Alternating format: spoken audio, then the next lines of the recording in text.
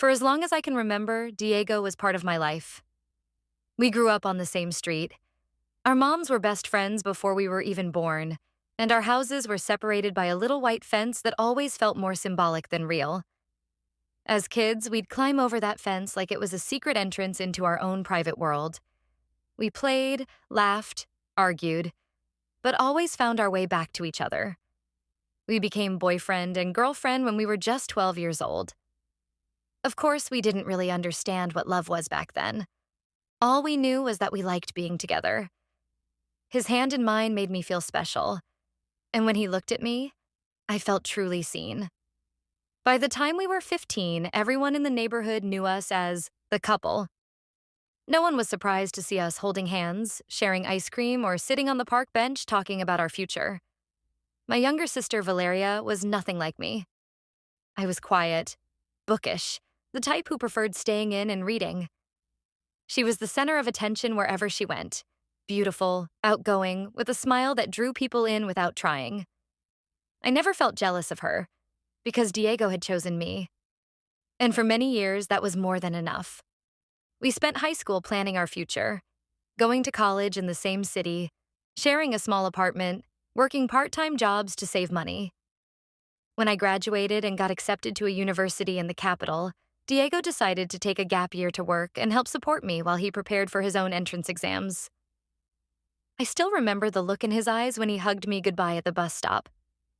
He whispered, "No matter the distance, you're my home. I'll wait for you." At first, everything was fine. We talked every day. He'd send me late-night texts saying how much he missed me. Every chance he got, he'd take a 6-hour bus just to spend a weekend with me. But slowly, things started to shift. The messages became less frequent. His replies turned short, distracted. He avoided talking about how he spent his free time or who he was hanging out with. Every time I came home for a visit, I saw something strange in his eyes. Something I didn't want to admit was there. Because I loved Diego more than I loved my own instincts. During my mid-year break, everything started to unravel. I was home doing the dishes when I heard Valeria laughing in the living room, staring at her phone.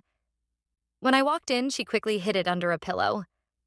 I didn't think much of it, until that night, when I saw Diego walking out of his house and heading straight toward ours. But instead of knocking on the front door to see me, he slipped in through the back, the door that led directly to my sister's room. My heart froze. I tried to convince myself there had to be an explanation, that I was being paranoid. But that night, I didn't sleep at all. And that was just the first crack in the surface. Because what I found out later shattered me completely. I spent the next few days pretending everything was normal, pretending for my parents, for Valeria, even for myself. But inside, I was spiraling.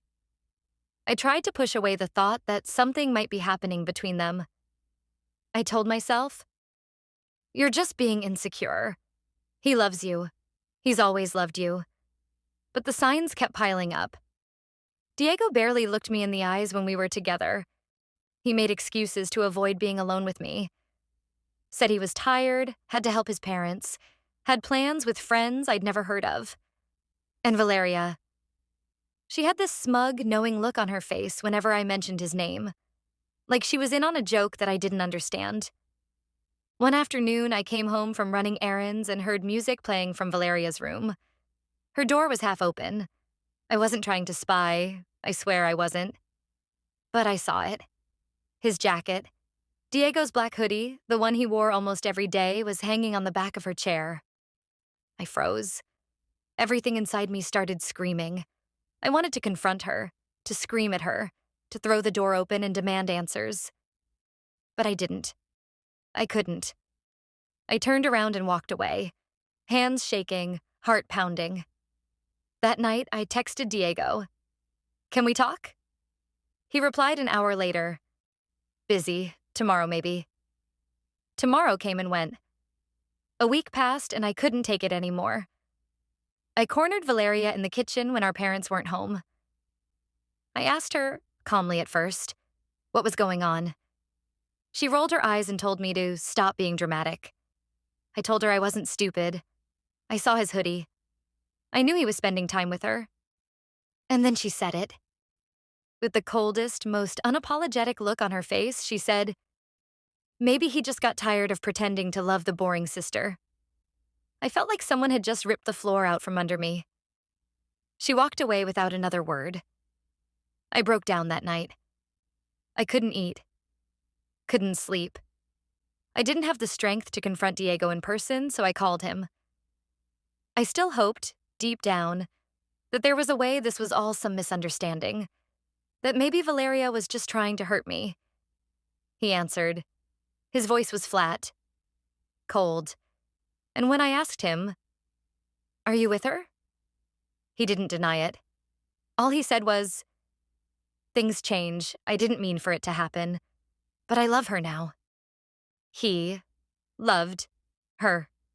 Just like that, 5 years of my life, of shared memories, first kisses, late-night talks, dreams of a future, all of it, gone. Replaced by betrayal I couldn't even begin to process. But I wasn't angry. Not yet. I was numb. After that call, I didn't cry. I sat in my room staring at the wall for what felt like hours. My phone buzzed with messages from friends, school notifications, random emails. But I didn't move. I wasn't sure who I was anymore. Not the girlfriend. Not the sister who could trust her own blood. Just broken. Erased. I stopped talking to both of them. Completely. I told my parents I needed space and took a few days to stay with a cousin in another town. They didn't ask questions. Maybe they knew, maybe they didn't. All I knew was that the pain sat so deep inside me I could barely breathe. But sometimes, distance gives you clarity. At my cousin's house, I slept. A lot. I ate without throwing up from anxiety. I sat by the window and wrote things I never had the courage to say out loud. Like, he didn't break me. I just forgot how to stand. Or, she didn't steal him. He left willingly. That was the hardest part to accept. That Diego chose her. That Valeria let it happen. That no one, not him, not her, thought I was worth protecting. When I finally came back home, I avoided them. Luckily, Valeria was gone most of the time, and Diego, well, he had no reason to come around anymore. But one night, 2 months later, I found a letter on my bed. It was from him. He wrote about how he never wanted to hurt me, how confused he had been, how he missed our talks, how Valeria wasn't everything he thought she'd be, that he realized what he had with me only after he lost it, that maybe someday we could talk, that maybe I could forgive him. I read the whole thing once, then again, and again, and I felt nothing. Not rage, not sadness, just emptiness. Like I had already buried what we were and there was no point digging it up again. So I burned the letter. Every word he wrote, every lie he spilled turned into ashes. Just like the part of me that had once believed in the kind of love that never leaves. I wish I could say I'm fully healed. I'm not. Some nights I still dream about the three of us. Younger, happier, before everything cracked open. But those memories aren't mine anymore. They belong to a version of me that loved blindly. I'm learning to love with open eyes now. To trust slowly. To protect my peace. Even from the people closest to me. Because what I learned is this. It's not always strangers who hurt you the most.